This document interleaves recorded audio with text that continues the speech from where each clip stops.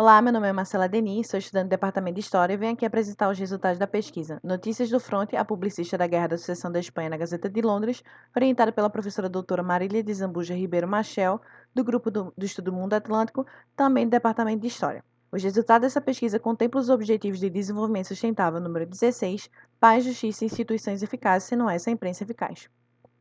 Para introduzir essa pesquisa, é importante entender como esse conflito começou. Carlos II da Espanha, no ano de 1700, morre sem deixar nenhum descendente. Daí, desencadeia um conflito que se enfrentam dois candidatos ao trono da monarquia hispânica: o arquiduque Carlos, segundo filho do imperador Leopoldo I Habsburgo, e Filipe Duque de Anjou, neto de Luís XIV da França.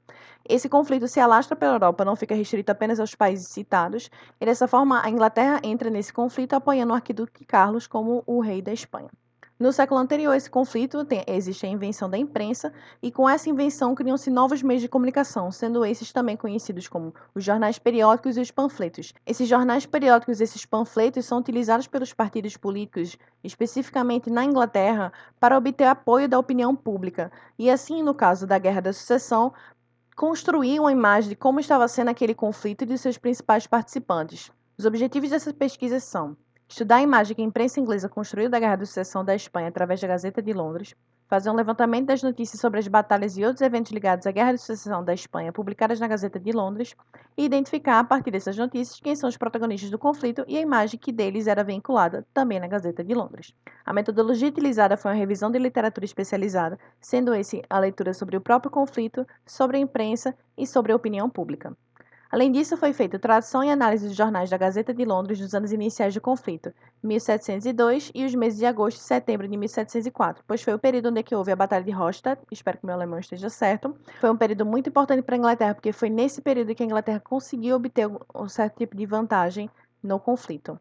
Sobre resultados e discussões, podemos perceber que a Gazeta de Londres demonstra apoio à Guerra da Sucessão da Espanha.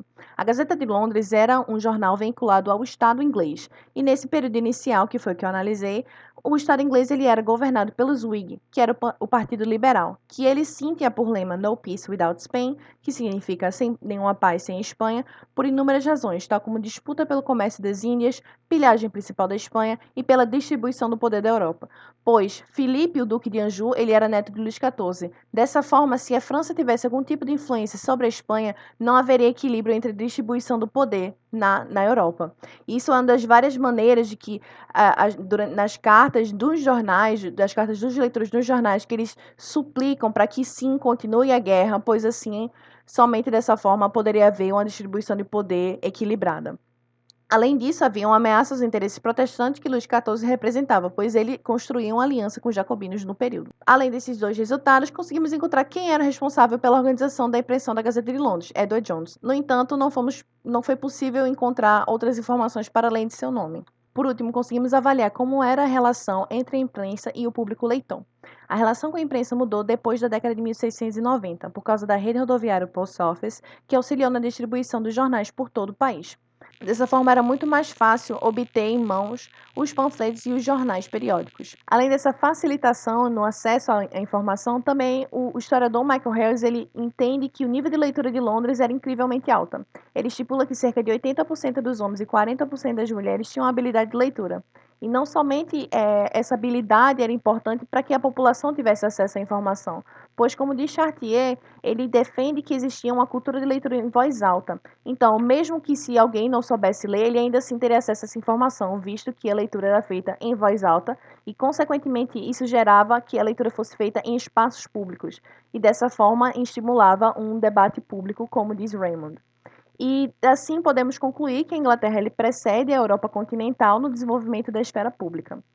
No momento foi isso encontrado durante a minha pesquisa, estou em meu segundo ano de PIBIC e espero encontrar mais resultados e mais discussões para apresentar no próximo ano. Agradeço à Universidade Federal de Pernambuco, a Propesc, a CNPq, a minha orientadora e todos os meus amigos e familiares envolvidos no processo. Muito obrigada.